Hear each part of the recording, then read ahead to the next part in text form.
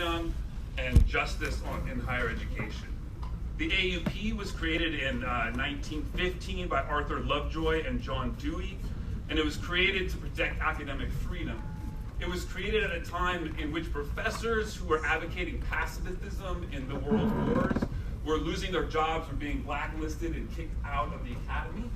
So the principle of academic freedom became a pillar of American higher education and basically created the statement and standard that said that the role of professors and the role of higher education and the role of the classroom and of academic writing and thinking and teaching and discussion is to push conversation in directions that the public may find uncomfortable and may only decades later be understood as profound contributions.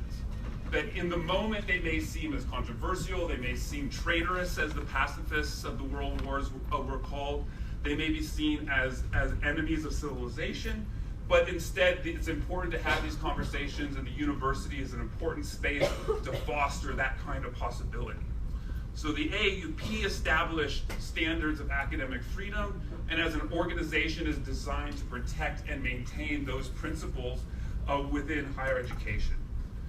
Unfortunately, we had an instance on campus this summer that seriously challenged the academic freedom of one of our colleagues, Professor Johnny Williams. I know that there's lots of new faces in the room, so just kind of by way of a thumbnail sketch of what happened, Campus Reform, which is a Koch brothers funded outfit that provides what Media Matter describes as poorly sourced articles alleging professional bias against conservative students or policies, as an organization that seeks to actively discredit scholars that have different political persuasions. They oftentimes target scholars of color and those who write on and teach on issues of racial inequality and white supremacy. Unfortunately, our colleague Johnny Williams was caught in their crosshairs, an attack that went viral and caused death threats and bomb threats to campus to be launched, and created a lot of turmoil both for Professor Williams, his family, and for the academic community here at Trinity and in the broader academic community. So this talk today is an opportunity to talk with Professor Williams about the important issues of academic freedom in contemporary society. He'll present a short presentation and that will be moderated and discussed by Professor Prashad. We request that everybody engages the conversation respectfully and in the spirit of academic freedom, that we have an honest and sincere conversation, even if we are hearing things that we may disagree with. And now I would like to present Professor Stephanie Chambers, who will introduce Johnny Williams. Stephanie Chambers is my boss, the chair of Women Science. And she's author of the recently published book, Somalis in the Twin Cities and Columbus, Immigrant Corporations in New Destinations, just out by Temple University.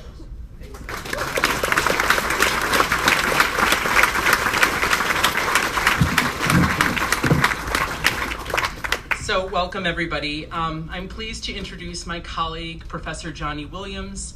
Professor Williams has had a long and distinguished career at Trinity, where he's been a member of the sociology department since 1996.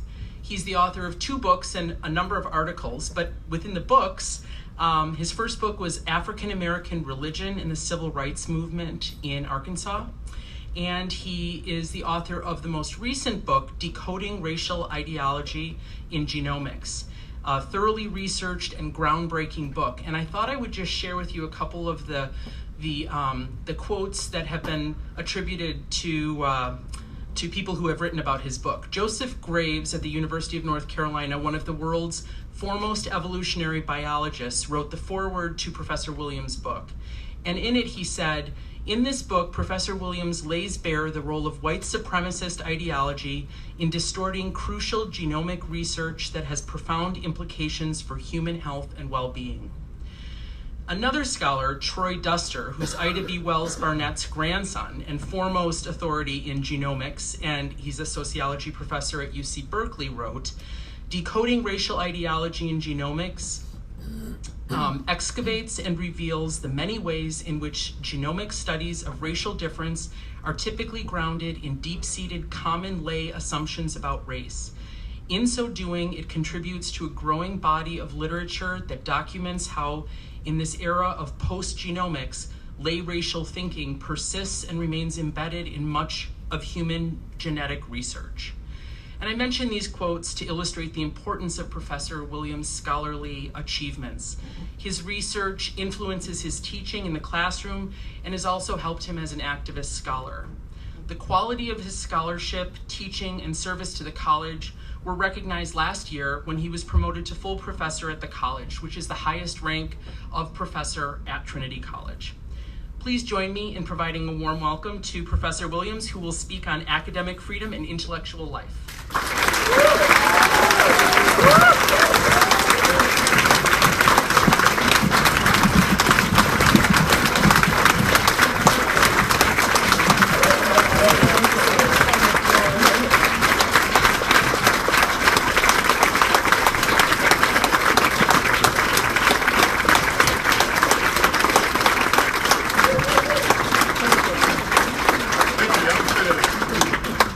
Turn up the volume.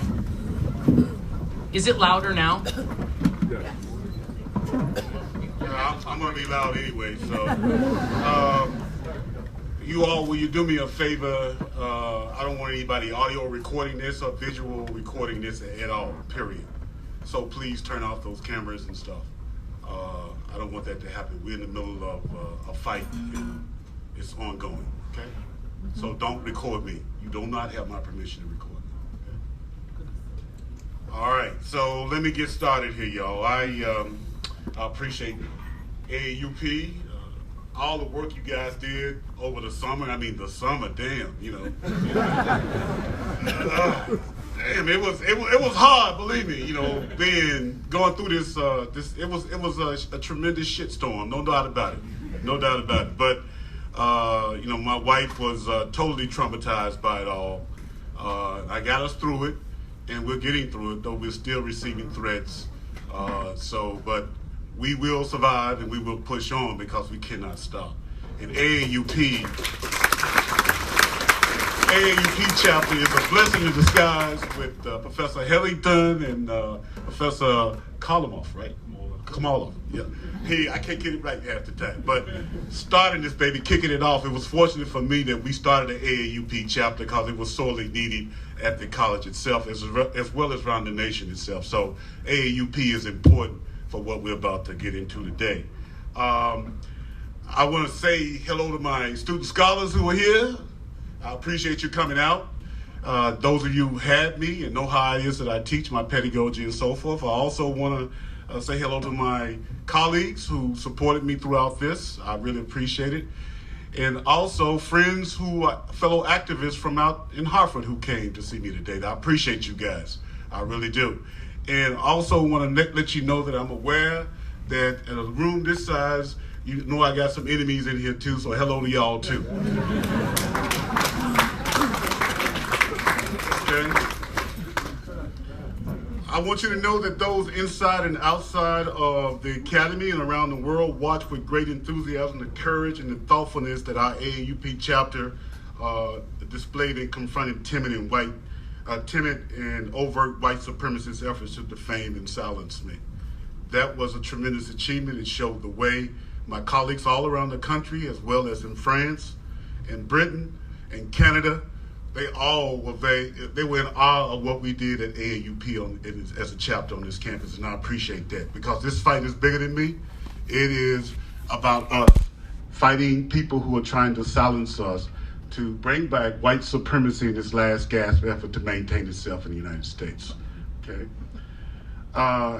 As I warned in my initial public statement regarding the smear campaign waged against me by the white supremacist organization Campus, I put quote reform, because they're not reforming anything, they want to conserve.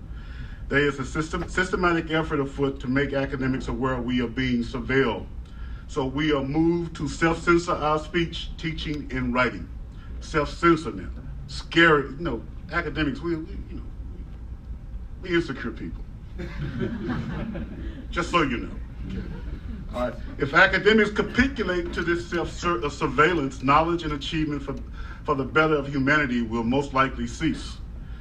We must organize to resist, agitate for a better tomorrow. And one of the peoples that are doing that, or organizations that's doing that, is AAUP, as well as the newly formed organization, Campus Anti-Fascist Network, which I am a founding member of.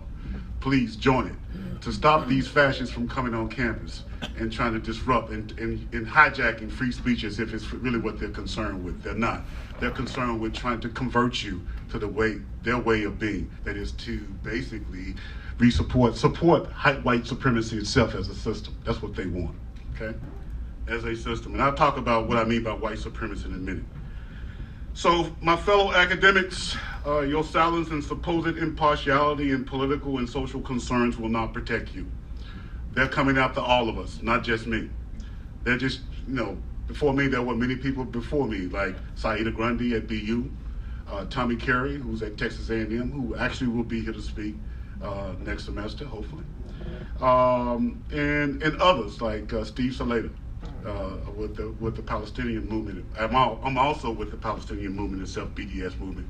And they came out to me long before that. I was getting death threats from Zionists all the time anyway. So I knew about that. But this is an increase in threat level to me this time. I've never experienced anything like this before in my life, okay? Let me say unequivocally that most universities and colleges in the United States are not at all confronting their complicity in the reproduction of white supremacy, okay? The avoidance is closely linked to the prevailing erroneous belief that being conscious of how the race concept actually works and talking directly about how white supremacy is a foundational pillar of U.S. society impedes progress in eliminating it, as well as the absurd notion that systemic racism is an individual rather than structural problem. Racism is not individual, y'all. I can talk about that more later, okay? Y'all follow me? Mm-hmm. All right. Try to keep it as simple as I can here, okay? Because most people read my book and genomics, they go, I can't read that shit.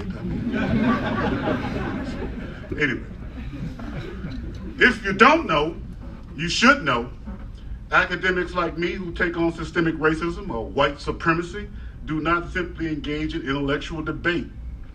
Forget the dialogue. If the dialogue is not accompanied by change, the hell with the dialogue. We've been dialoguing too long, okay? All right. Now, this is a life and death struggle because we understand quite literally that it isn't simply an epistemic problem, but rather a flesh and blood struggle for equal access to liberty and our survival as a species on this planet, right? So our effort to confront racially structured power relations is one of urgency that is fueled. Can I turn this light on? Okay, I can't see today. Okay. It is fueled by the terror that white supremacy produces. And yes, this urgency is discomforting. Students know this, right? When I bring it up in class, y'all like get silent on me and shit. Don't do that, right? Best way to deal with a controversy is to bring it out, let it touch the sunlight, so we can all see who's the problem, right? That's what we got to do, okay? So this urgency, right? This discomforting. It must be dislodged. It must dislodge the normalcy and the niceties of civility. We've been hearing that word a lot, civility. This civility obscures the myriad ways in which white supremacy constructs and produces race and reproduces systemic economic and political and social advantages for self-identifying whites. Okay? Notice I'm saying self-identifying whites. There ain't no white, y'all. Right? You think you're white because I'm black and people who look like me. And you define yourself in reverse to me, right? And people who look like me. That's a problem. Y'all need to interrogate that shit, white people. Okay? Okay. Because radical thought and action is discombobulating for those immersed in the ordinariness of white supremacy, human rights activist Harry Belafonte, and my hero, observed in a 2015 University of Washington interview. I think the fact that you lose some in the process of rebellion against injustice, most of the people who turn away from radical thought are people who don't like to be uncomfortable. Any radical thought at its best is supposed to make people feel uncomfortable. We talk about the uprising in communities like St. Louis and Baltimore. It is what protesters are supposed to do. The fact that some niceties are inconvenienced and people can't get to work on time because there are protests in the street, well, hello. That's what it's supposed to do. Yes, sir. That is what we are supposed to do. That is what Dr. King did, despite the kind of like antiseptic kind of way people like to talk about Dr. King and the dream and all that other crap, right? Oh, I marched with King. Really? Millions of people march with King. Get the... Okay. Next, y'all. Defining race and systemic racism. I want to give you my take as a social scientist on what I mean by race, right? And racism or white supremacy, right? Race is a historically specific ideology that emerged and took shape and evolved as an organized element within a definitive set of social relations, anchored in the capitalist system of production. You got it? Y'all hear me now? Yeah. All right. Make sure y'all hear me. Capitalism and race, they work together. You can't really disentangle them. Okay? So if you take on white supremacy, you have to take on capitalism, neoliberalism. There ain't no other way. Okay? This is what you have to do. As such, the race concept is created through social relations and structures, institutions, cultural practices, and discourses. That is, social relations in specific sites like media, like colleges, schools, right? These things produce and reproduce race in the practice of racism. Now, know what I'm saying? Racism is a practice. It's not in your head now.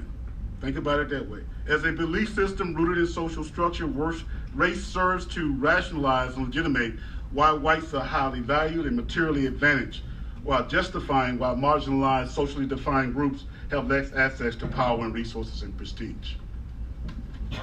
I'm not going too fast? Y'all follow me? Okay, all right.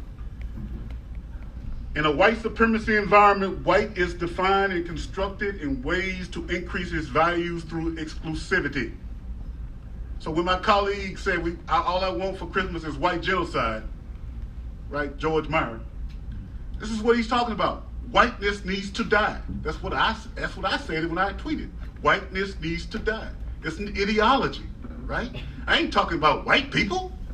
Hell, they don't exist, right? But campus reform say y'all do. Y'all need to think about that. Thus, the whiteness concept is built on exclusion and racial subjugation, okay? The contention that race is a social construct, you hear this all the time in social science, confines analysis of race to that of an attitude without real material connections, right? Forget the social construct thing. We know it's real, right? It may be an idea, but in practice, it is real. People have organized their lives around being white and black and Latino and on, right? We live in certain neighborhoods. We get accepted in school based on the skin color, right? On, right? And other phenotypes. So race is not a physical fact, but a product of systemic racism, or I like to call it white supremacy, straight up, okay? That's what it is. So this white supremacy is not an attitude or a state of mind, it's an action. In spite of this, race is commonly viewed as merely an ideological construct devoid of any link to white supremacy. I do not separate race and white supremacy in this manner because there can be no race without white supremacy, right? Both are unthinkable without the other. You have to have this kind of idea of whiteness and white supremacy to go together for it to exist. So white supremacy overall, for me, just so you know, is just a system of power relations organized around the concept of race. That's essentially what it is. So when y'all start talking about, well, black folks can be racist, y'all better get out of here. Y'all can be oppressive. Reverse oppression? Really? Okay, all right. I ain't never heard of that before. But we'll talk about that. Conventional understanding of racism in the United States then is about something in an individual's mind. So this makes it difficult to understand the world in which there can be white supremacists without self-described racial bigots, right? So there ain't no racists. My colleague Eduardo Bonilla Silva wrote a book, Racism Without Racists. This is essentially what's going on when you individualize this thing.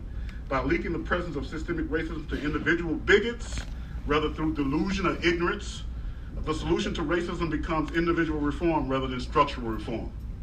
We need policy changes. We need practice changes, not just, oh, that's a racist, get out of here. He got a hood on. They don't wear hoods no more now if we saw it in Charlottesville, right?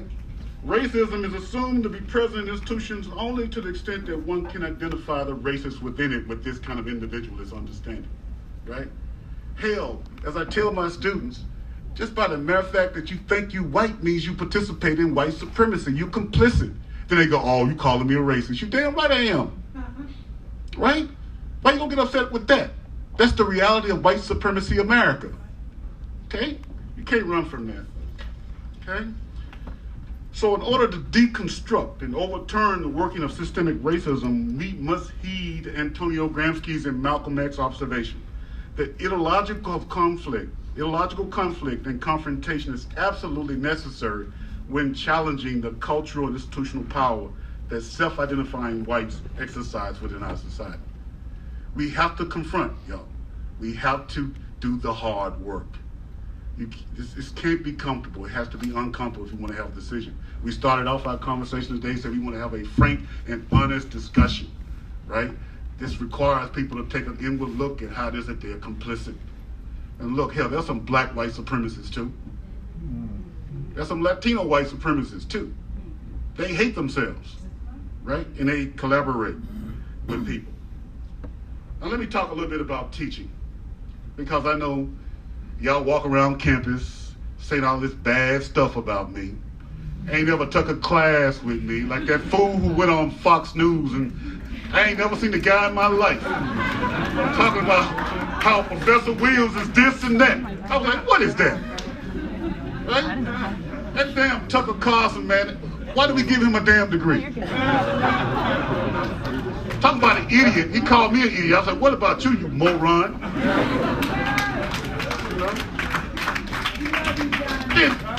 Didn't have the damn nerve to ask me to come on this show. I was like, are you out of your damn mind? What's wrong with you? Anyway, that's an aside. I'm sorry. Thank you, Johnny. Well, my courses are inherently political. All right? All college courses, whether or not all the college courses that you guys are taking are all political, whether or not they say so or not.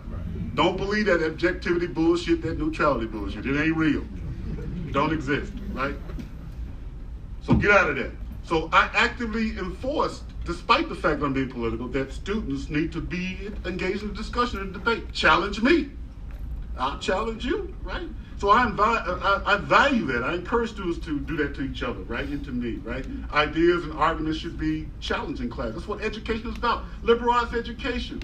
Challenge. You don't come to class just to get a goddamn grade. What's wrong with y'all? You come to class to learn what it is that I teach.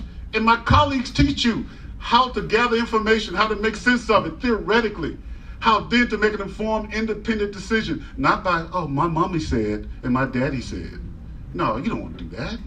Listen to your colleagues. You want to be an adult, as I will treat you as an adult in classes that I have. Okay? So I introduce topics and positions that my students have never heard of, but I do this to expand their range of knowledge and curiosity beyond the spoon feeding they receive daily. Right? If I were to use my classroom as a place to cram my ideas down students' throats, I would portray my own principles of critical and independent thinking. My classroom would become a place for conformity. You think I want that? You're out of your mind. I want people to challenge constantly authority. It's a beautiful thing.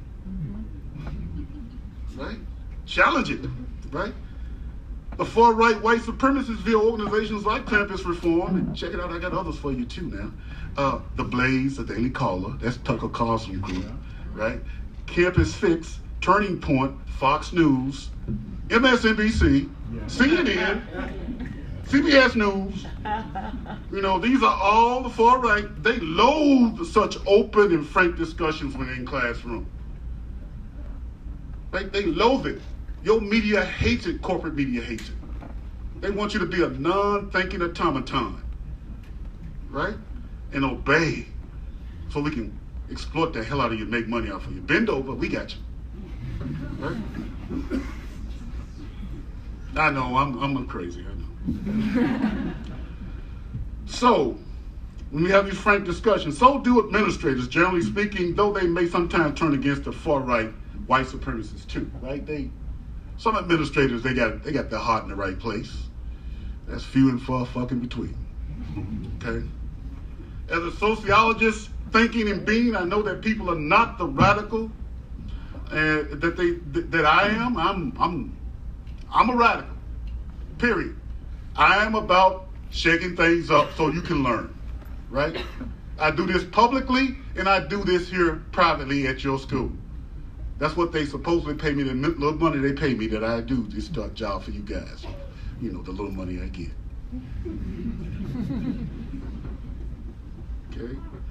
So, let me repeat this again. As a sociologist and a thinking human being, I know people are not that radical, and they don't want to go out against the oppressive and racial system, you know, that's out there.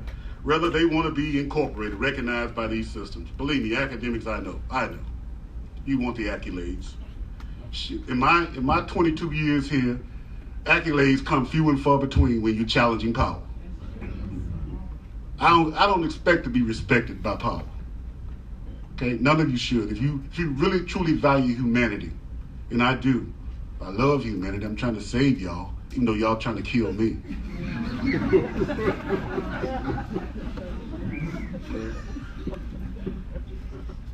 So, anyway. Thus, even when we are aware that incorporation and recognition are inherently binding to white supremacy, and that most of us typically don't rise up against the system, whether we try and find ways to be recognized or to be incorporated. That's what we try to do. I don't seek to be integrated into a white supremacist system. This country is my country. This is a country that I served in the military for 18 damn years. You think I'm gonna let some people who are chicken hawks tell me what I should be doing and what my rights are? I applaud my brother Kaepernick. He has the right. We fought for that right. Right? And all of us shouldn't be standing for the American flag. Hell, I know I don't. We're being betrayed by this country. Right? So we got to get together. Now let's talk about silence for a minute. How many more minutes I got? Okay, all right. I'm almost done. Silence. This is the next topic I want to talk to you about. Is especially pernicious response to overt expressions of racial bigotry. The silence of respectable people enables this bigotry and injustice to flourish in our country for far too long. Silence is no longer an option, as most Americans, like in Boston, Portland, D.C., Charlottesville, now realize what we have to do, right? Fending off white supremacy attacks takes some hard-nosed, dedicated organizing by faculty, students, and administrators at this college. One must find the courage to speak out against the racist perpetrators as victim sociopathic narrative, right? These guys come, oh, well, I'm a victim. See, black people discriminating against me. Really? I got power.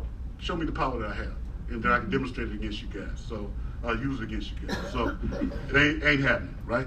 These are false equivalency, and it's idiocy, right? Next thing, collaborators. I'm almost done. Though the historical record makes it abundantly clear that the racially oppressed class status never protects us from white supremacy, there are still those among us who insist on ingratiating themselves into whiteness and capitalist white supremacy heteropatriarchy. Right? University presidents empty and odious wordings when writing to their campus communities about white supremacy telegraphs their complicity in white supremacy. Exhibit A from the University of Alabama's president. Message from the University of Alabama president to the campus community. I was deeply saddened by the violence that unfolded over the weekend in Charlottesville. The images were shocking. Our hearts are with those impacted by this terrible tragedy. A tragedy? Really? What the? Anyway, as we prepare for a new academic year, it's important for you as a valued member of our campus community to know that the University of Alabama does not condone the use of hostile or racist language. Does this sound familiar? Or any threats of violence?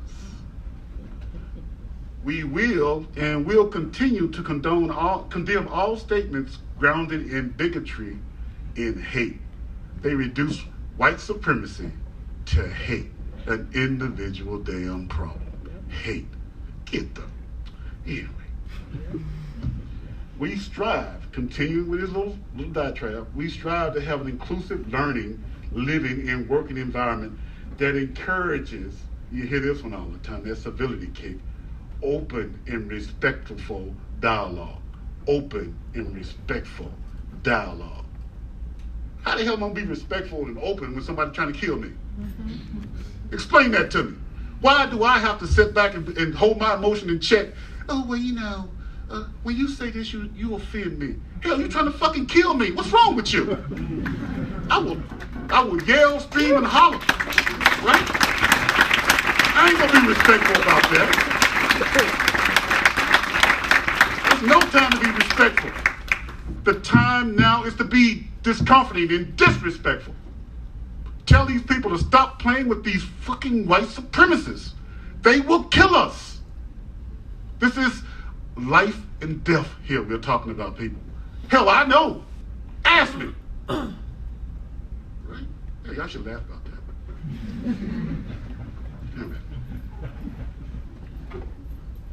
So, questioning the white supremacy narrative of people self-identifying as white as a victim at the hands of racially oppressed is a must. We must also counter this narrative of racially oppressed as violent and criminal and eliminate policing and mass incarceration as currently constituted. It's got to go. Yes, sir. It's got to go. So critical white supremacist scholars and scholarship offers an alternative vision. We don't accept injustice, even when the system is set up to perpetuate it. We may be called terrorists. We may be called thugs. Our tactics and strategy may be unpopular, but rather than settle for accommodating white racists and their white supremacy lackeys and the extreme oppression they wield, we aspire to create our beloved community where justice and equality reigns as normative. That's what we do, right? People don't like that because the United States ain't never been about justice, right? I don't know, we're gonna try to fix that. The fact is, the U.S. is a country founded on genocide and settled colonialism, with the aim of establishing and maintaining superiority of one perceived ethnicity. Critical white supremacy scholars know through our research and teaching that it's important to question and challenge the fundamental injustice in order to raise consciousness, so people are empowered to collectively mobilize to change their oppressive reality. Okay? As a critical white supremacist scholar, we must not cede social media to racists and reactionaries. I will not lock down my account forever. Okay? My social media accounts will become public again, and they can do what they have to. But I'm not ceding that territory to them. I learned that long time ago, even before Occupy, which I was a tremendous member of. And I appreciate you, Occupy Harvard. Yeah, y'all lead. Okay. So we must continue to share our knowledge with the public and one another so it becomes clear that white supremacy is part of the structure, the institutional fabric of this country. So contrary to colorblind proponents, it was never completely eliminated. White supremacy has been here the whole time.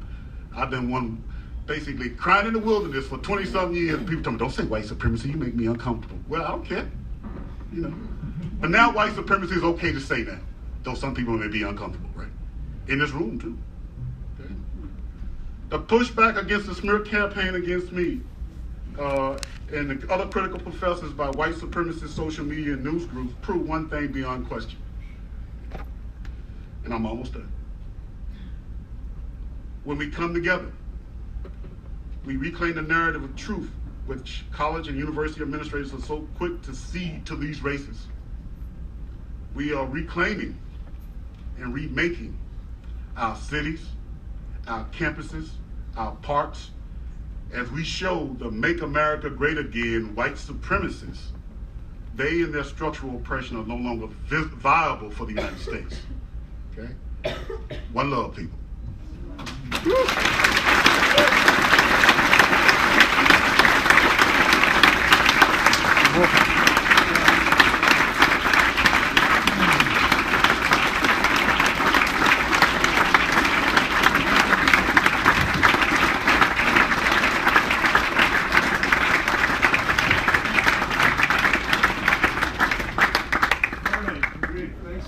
Thanks for coming, by the way. Respectful dialogue.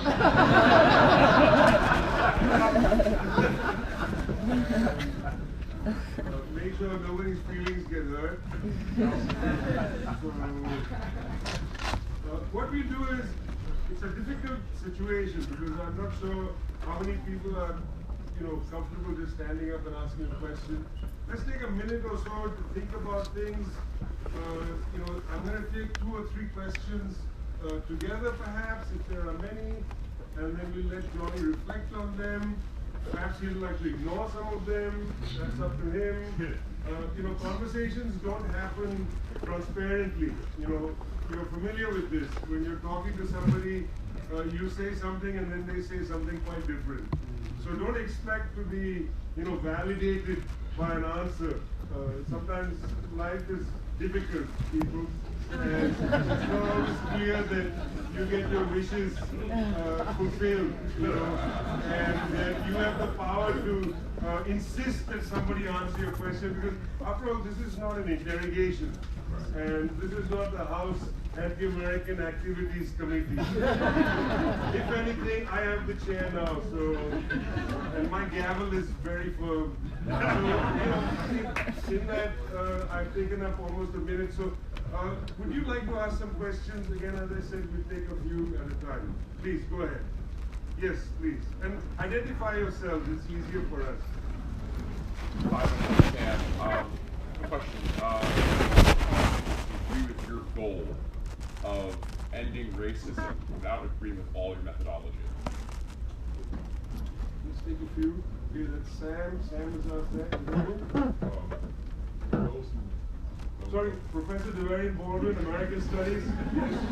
Sorry, Stand up, please. For those that don't know the entire timeline, I'd like to. Can you stand up so we can I'm pretty loud. Remember, you don't have to accept what anybody says. You don't let anybody go this. For those that don't know the complete timeline, could you all kind of identify where you felt that the university was wrong? We all kind of, many of us agree they went wrong in their official statement. Some argue was at the point of not really having conversation before making a statement. But for future, as a process, can we talk about what would have been a more appropriate or just process?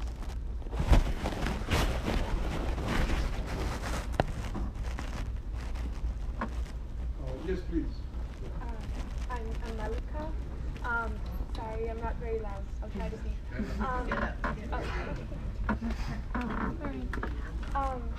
So I guess I asked this, but you're probably going to disagree with me, but I wonder because a lot of people come to this campus with like force-fed ideologies that, aren't necessarily what a lot of people would agree with. And then when they try to gather information that might be different from what they're used to hearing, they tend to feel alienated. And I've noticed this a lot because, ACT was like this big thing that happened on campus last year. And I remember speaking to people who were Trump supporters, and I'm completely, of course, against that, but they wanted to know, what was happening and why they felt like, why we felt the way that we did.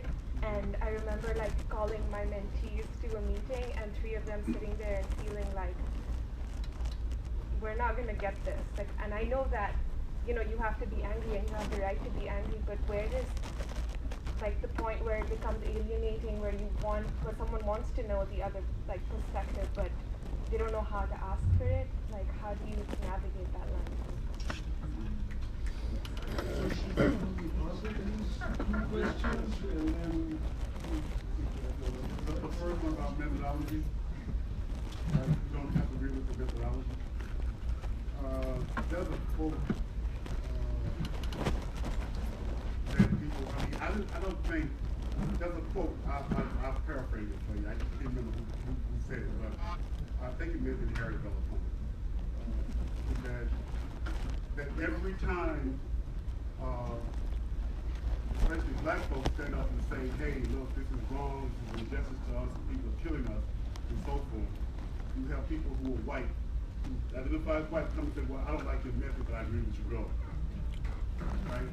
And Harry Belafonte's response to that was, you don't get to tell us how to alleviate the stress that we're under. The person who's the perpetrator don't get the chance to tell us. So you can stress what you want to say, but I'm just trying to get you to understand that how it be perceived by people who are oppressed when you ask them.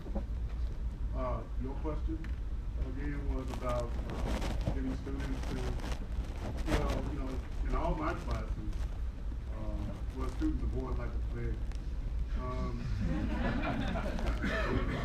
Well, some students, but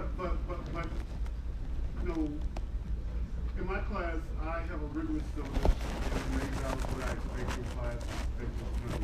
Give and take, and disagreement.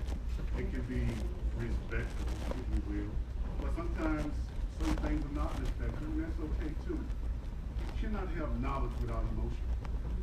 It's a crucial component. It's impossible. I mean, I'm not Spock. So I think students have to learn how to deal with it. There are people who wrote me talking about we can have a reasonable, rational argument. I don't have a reasonable racist. What's wrong with you? You know? So the thing is, I think you can have that in a classroom setting. That's our space. You can say anything you want to in my class. I don't care. But you got to deal with the fallout of it. You see? That's what I was saying.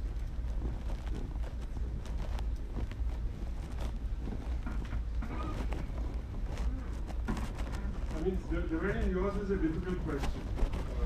And I think that There were stories that were said publicly about overstepping John.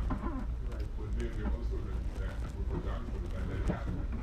I think we put on the table that there seems to be a clear discrepancy in the official statement and your experience. And I think it should be put out there to the degree that you want. No, I cannot. Okay. But I mean, you know, it's a complicated question, and I hope that the discussion continues this year and beyond.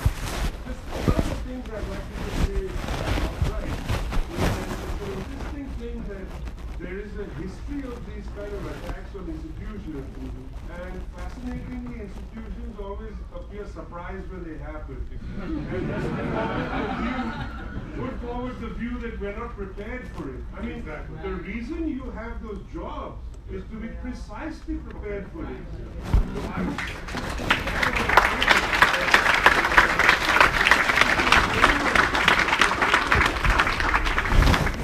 tolerate it. Somebody else, please. Yes, please. Just kind of more of a, like, Please openly identify. Oh, yourself. hi, I'm Brooke. I'm a junior student here. You mentioned at the beginning of this talk that there was a newly founded Trinity College, the Coalition Against Fascism. Now that's a national organization, Oh, okay. which I was a part of founding with Bill Mullen and David Clinton. Oh, okay. I thought this was on You can go and find us on the website. Okay. It's called the Campus Anti-Fascist Network. Campus If you would like to establish a chapter, I would be glad to have you do it. Please, register. My name is Rick Wan, or Ray. I'm a senior here. The question is, what role do you think professors should play in addressing white supremacy, particularly in classroom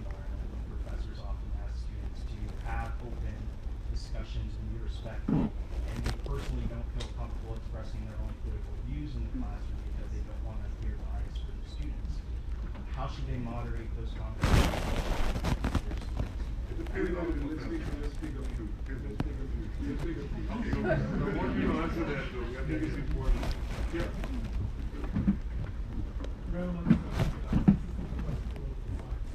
ACL unit recently done in public for defending a white supremacist group's right to protest the demonstration trust. What are your views on that?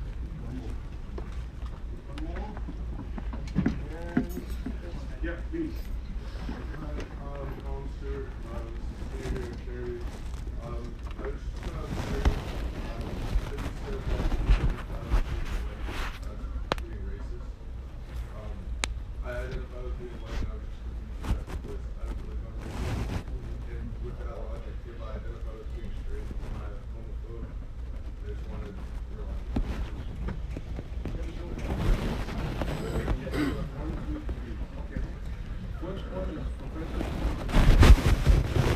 It depends on the professor is not an answer. Okay, it depends on the professor.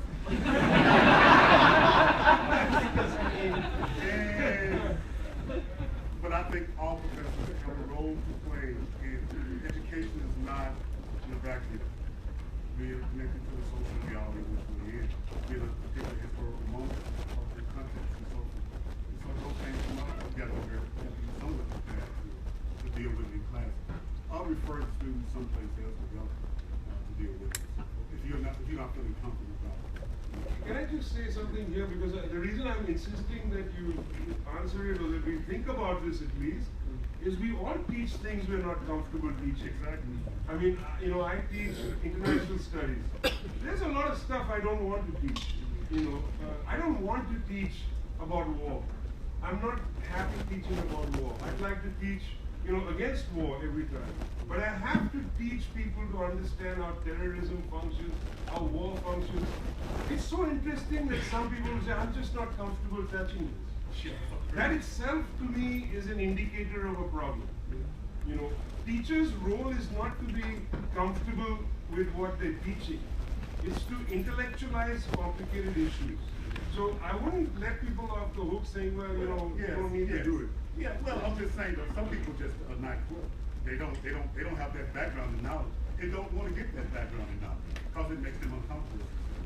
But is it a moderate, like if someone's using alternative facts, if students are discussing amongst themselves, Well, professors step in, that's what I mean. And if one side is using alternative facts and the student is trying to have Well, open first of all, I'm not going to adopt that language of alternative facts. I don't believe it. I believe it's facts. So does the professor then check the student who is using, lies? Okay.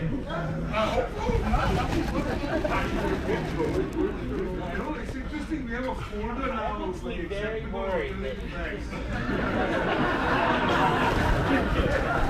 These are tolerable alternative facts. These are intolerable alternative facts.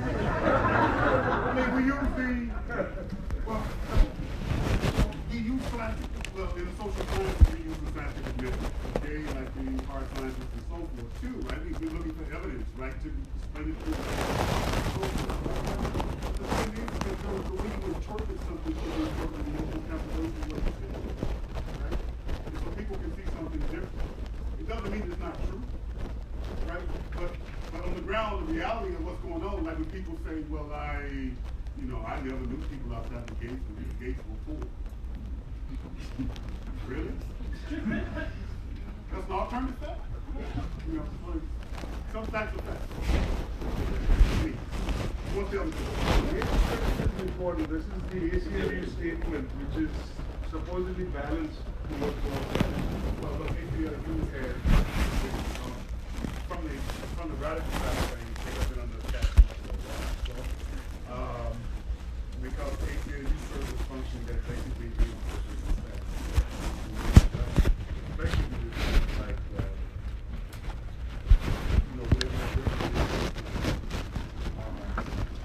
and vying for the narrative that you guys are about to receive. Yeah, actually about five. That's what it is. And look, language can be very powerful.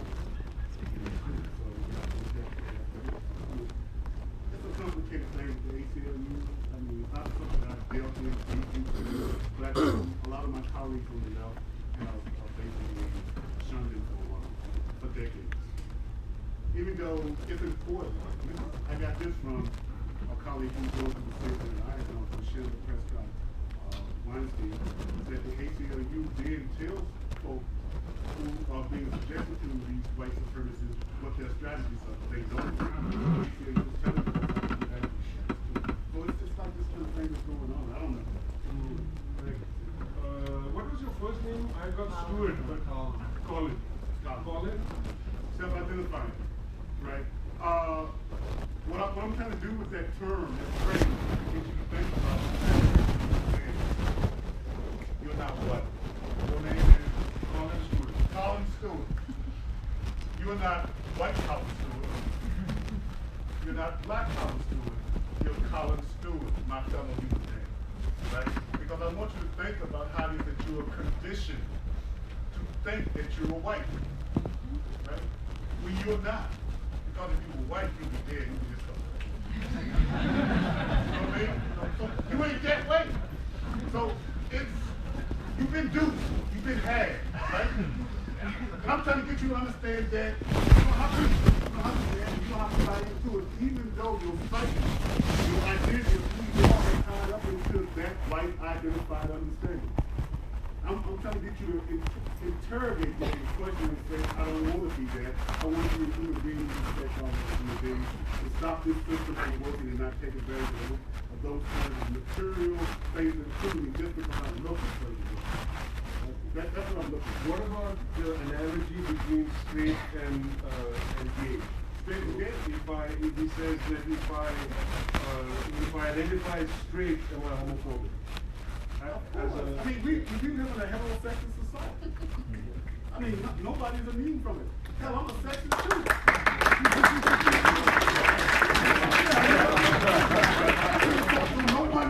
No one is immune. This is a system, man, that nobody escapes, right?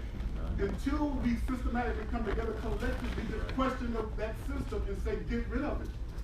That's what I'm trying to get you to do, and all of us who I say self-identify. I even say socially defined black people. Right? Socially defined black people. Right? Because we don't call ourselves that shit. My name is Johnny. I don't wake up saying I'm Black Johnny today. I don't wake up saying I'm straight, heterosexual Johnny. I don't wake up that way. It's just, I've been conditioned to think that that's normal, and not to question it. And if to question it means that I gotta be in China's thing, you know. Yeah, let's get some more, and then we can come back to you. Yeah, please. Hey, my name is Deshaun Adams. I'm a sophomore. My question is, how do we work against silence and issues? Because oftentimes topics like white supremacy and racism become taboo because people become uncomfortable about talking about these things. We push them aside. So how do we work against that silence? Yes, please. My name is Antonio Williams. I'm a junior. For me, language, I'm a philosophy major. Language is one of the most important things to me, so I'm wondering, how do academics work within the default of language?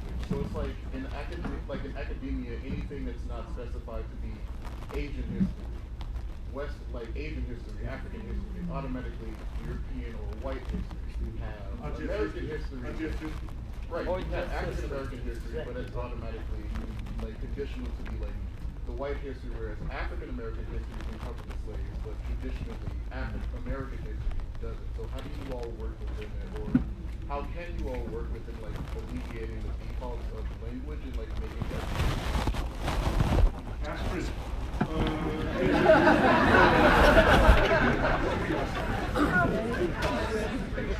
No, not till 2.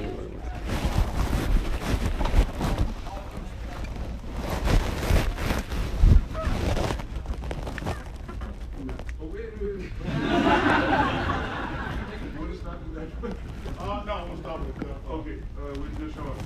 About silence.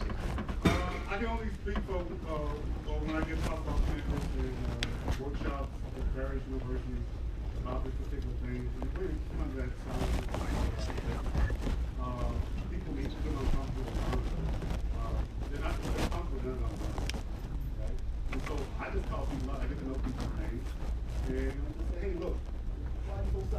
your problem? And they may get shut down a little bit and get pissed off about it, but then they come see me after class, and we talk about it, right? I may say some outrageous things in class, like, most students are used to hear me saying how y'all like to party from Thursday to Thursday.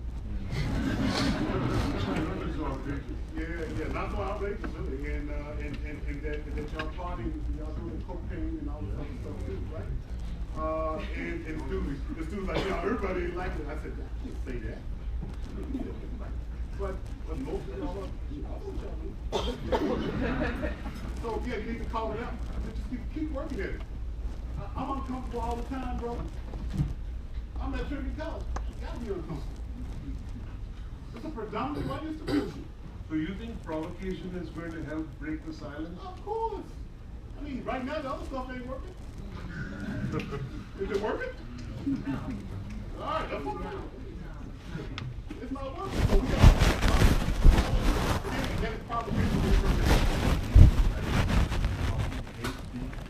All but that's right. I'm trying to teach. And I got to do it on the duress like that. Which is messed up. Okay? Especially when the people who are supposed to be protecting me don't protect. Okay?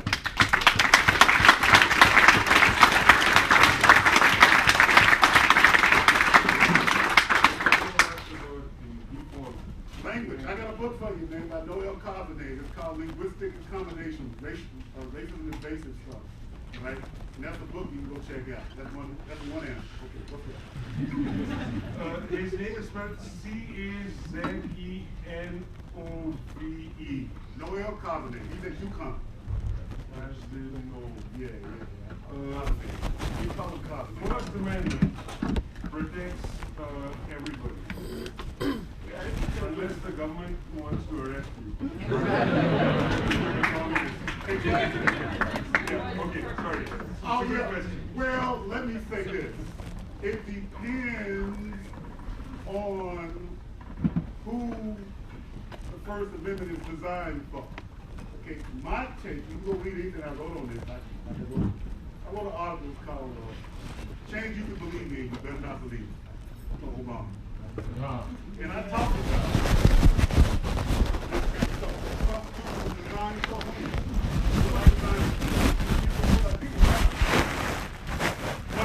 Designed for women. So who was the First Amendment? That gets to be your guy. Who was the First Amendment designed for? White women. White males with property. So, I mean, that's clearly that's what's going on now. It's just like The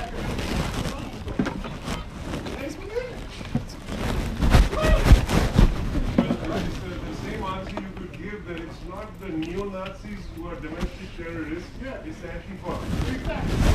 Designated terrorist organization. So these false equivalencies too, let's try to get into that, how that works, right?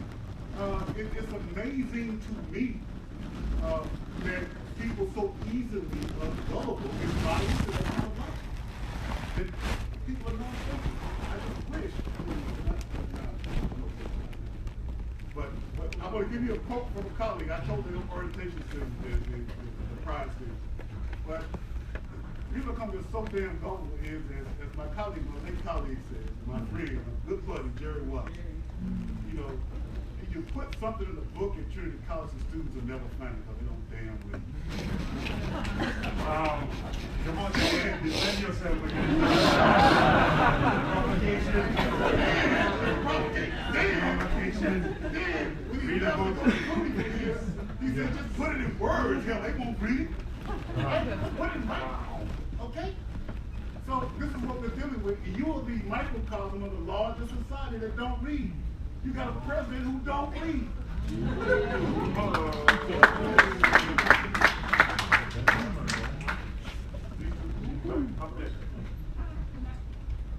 just wanted to identify yourself. Sorry, I'm Dr. Allison Spurgis. I'm a new professor in the sociology department. To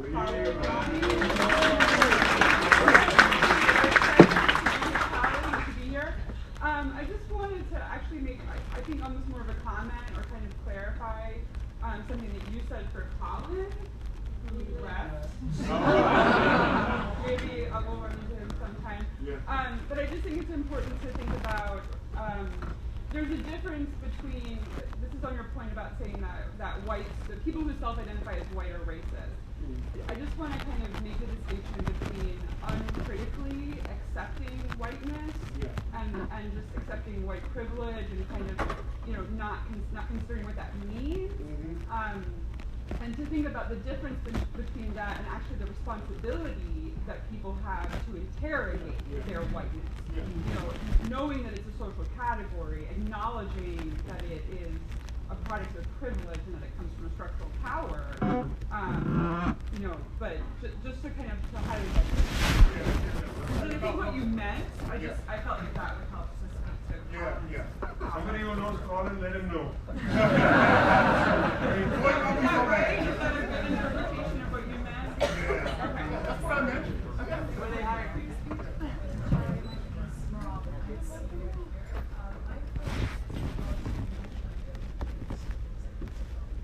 Given the description of dominant population, are there any implications on academic freedom? Well, that's cool. Yes, right now. Hi, my name is Kiara. My question is, so moving forward,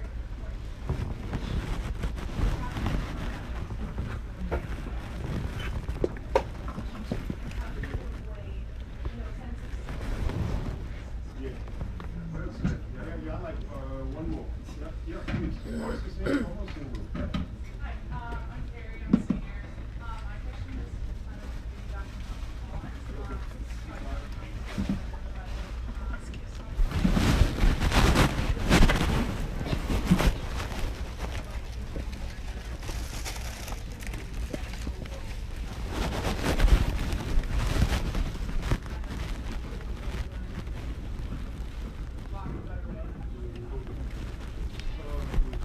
This is our last round of questions because classes start at 1:30 and we have to empty out the room. I just want to say thanks for coming. Johnny's going to answer these questions. I'm just preempting this. Thanks for coming. I just want to let you know that those who are faculty members, we have an email address for our advocacy chapter, trinityaup@gmail.com. We hope that more faculty members will join the advocacy chapter. We meet, quite regularly. Our goal is basically to strengthen faculty governance on campus and strengthen our position on campus, particularly because we visualize that, as both of you said, going forward, things will be difficult. And so we really encourage faculty members to get involved. And to preempt your answer, we really hope students will get involved. Because one of the weaknesses, I think, on campus is that we keep talking about improving campus life. This has been a discussion. Johnny and I joined Trinity in 1996, the same year, and we worked over and over again.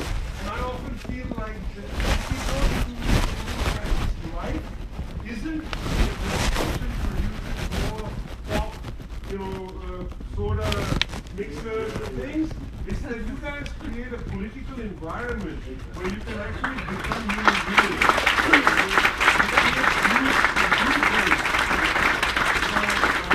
I really hope that going forward, you'll create not one group, not one act to have, but many, many groups to deal with the many difficult conversations. Because politics isn't about, quickly changing things. It's also about growing as individuals. And so being in a political group, helping you struggle with other people actually makes you more human. Exactly. So I very much encourage you to create various kinds of political groups of all kinds. If there are 1,000 groups on campus, campus life will be much better. Then maybe it'll be from Friday to Tuesday.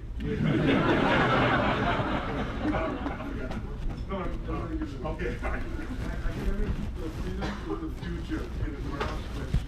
Well, this is a big concern because this is the national enterprise campus performance and total value to co-op free speech and academic freedom. And so what faculty is doing is what I have done with my colleagues across the nation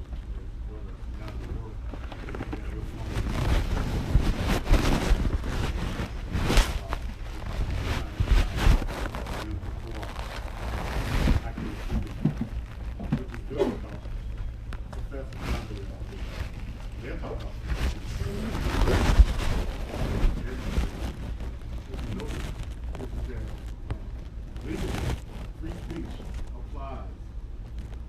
The First Amendment applies to the private sector, to the state. It's the only state in the union that does it. Right? And so it's not just a question of free speech, it's also academic freedom too. That applies to Congress. So it's two of those things. And how we move forward, we best determine what BJ said. Students and faculty working together to get to what about students, basically the issue of how to deal with white supremacy, white power, and cynicism? All right. What can students do to contribute to that struggle? Okay, so, I'm gonna give you, one of my colleagues, also a friend of mine, also an interest in Noam Chomsky. He has this particular thing to say about people who ask questions along this line. I'm not coming at you on this. These kinds of questions that you're asking come from a particular sector of people. Right? There's people who are already immersed in white license, white privilege. I like to call it white license privilege, and class and so forth. And so it breeds this idea that somehow that it's overwhelming and you can't overcome it. So it breeds empathy, right? And cynicism and so forth. But I want you to think about this. Is that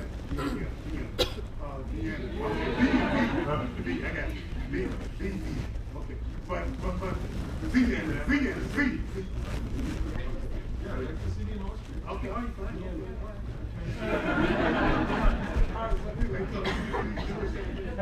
But anyway, I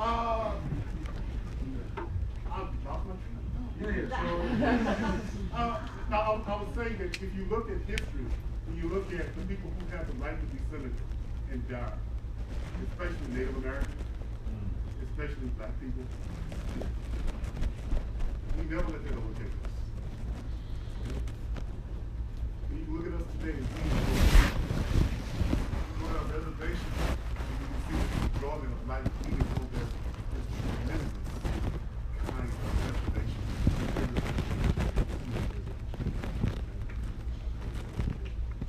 And then you go around this community right here. See the life in this city? Know that you guys are being taught to be skilled. Right. The beauty of it. You know, there's no cynicism there. And you don't ask them what is to be done. 1, 2, 3, 4, 5, they give you 100 reasons. This is what we gotta do. Right? So that question is to run. Right? And so I say don't despair. Don't be cynical and take them on. You're gonna lose some friends. But hell, they want friends in the first place. Right.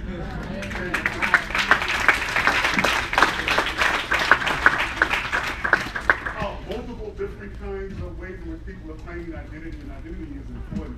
And one of the most important ways of identity is white people. I mean, that's identity politics to the hill. They just don't say it. But so when you think about those multiple kinds of identity, that's who you are. Embrace every part.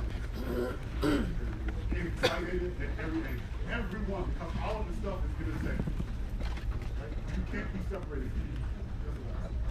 All right, people. Thank you very much.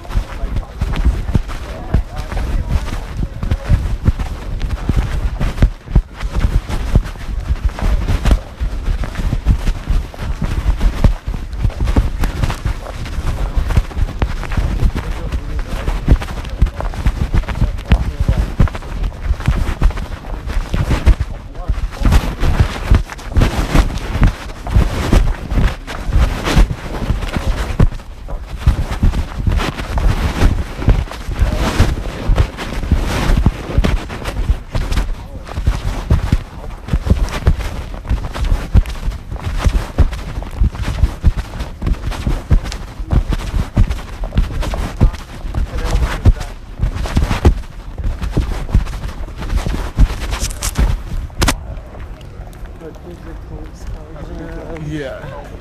Like, but like,